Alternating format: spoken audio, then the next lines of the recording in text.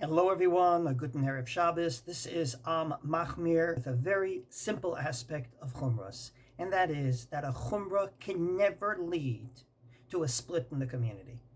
So if you're someone that takes upon themselves a Chumra, be it I'm not going to rely on the Eruv even though it's a kosher Eruv, be it I'm not going to eat certain foods, it could never lead to a split in the community. This goes back to two people that disagreed on so many issues, Beit Shammai and Beit Hillel. And as everybody knows, our Gemaras are filled with machlokeses between these two houses of learning. Just this Friday night, everybody knows that we say the bracha of Borei Peri HaGefen before the bracha of Kiddush, Baruch Atah Hashem, the long bracha Mekadesh HaShabbat. That's a machlokes between Beit Shammai and Beit Hillel as to what goes first. However, says the Mishnah in Yevamot, Aleph, Dalet, chapter 1, subdivision 4, that ultimately, even in much harsher issues than order of brachot, namely chalitza, a woman that's husband died and she has to go through the ceremony of chalitza in order to get remarried. In a certain case, Beit Shammai poslim min kahuna or Beit Hillel machshirim. Beit Shammai says she can't marry a kohen. Beit Hillel says yes. Nit yabum, they went through yibum. Beit Shammai machshirim. Beit Hillel poslim.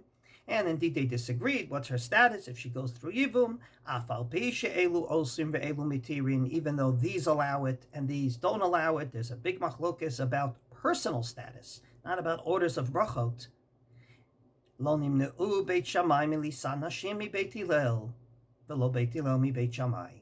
So even though according to the status of Beit Shammai, these women would not be quote-unquote kosher to marry certain people, still they got married with each other because we're all part of the Jewish family. Chumras and kashrus can never lead to splits in communities.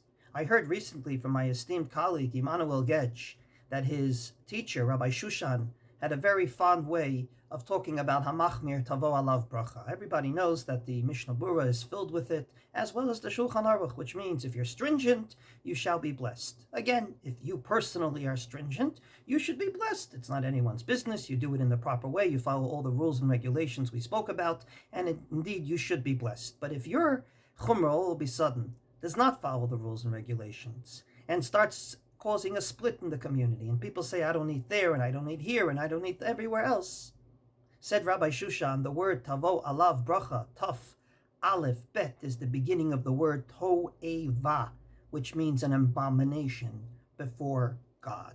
The Zmiros that many people sing on Friday night, in the first Zmira, Kol Mekadesh Shvi, in the first very paragraph, it says the words about keeping Shabbos, and how wonderful it is, scharo habe ma'od al people alo, that your reward is great, and then it adds a line, ishal machaneu ve'ishal diglo, each person in his camp, each person by his flag, namely, throwing us back to Parshat Bamidbar, where there are flags and there are encampments of the 12 tribes. There can be 12 different ways to get to God.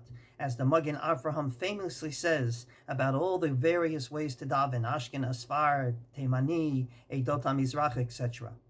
A Chumra can never lead to a split in the community.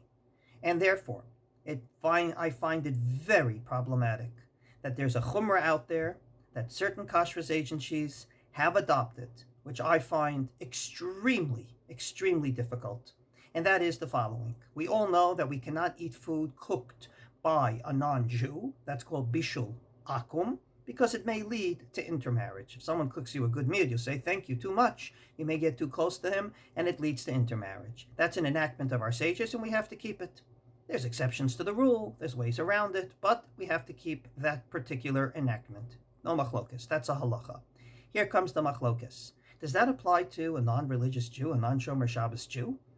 So the Pitchei Tshuva famously says it doesn't, because quite frankly, the whole worry of our sages was that you may marry a non-Jew. This person may not be religious, but by golly, they're Jewish.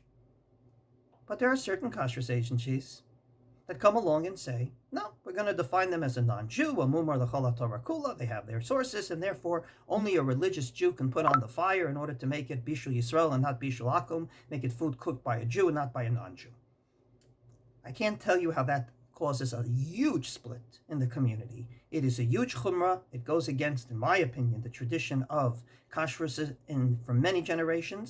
And in my humble opinion, this is one of the many examples where a chumrah can lead to a split in the community. Just imagine going up to someone Jewish who works in a restaurant and said, "Don't touch the fire, I consider you a goy."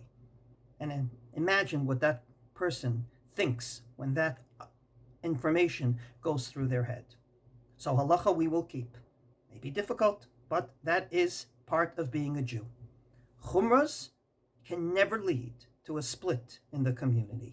So hopefully tonight, when you sing the words, Ishal machaneu ve'ishal diglo, think one word. Torah should bring us together, not tear us apart. שכרו הרבה מאוד, על פי פועלו, איש על מחנהו, ואיש על דגלו, ואיש על דגלו. אוהב השם המחכים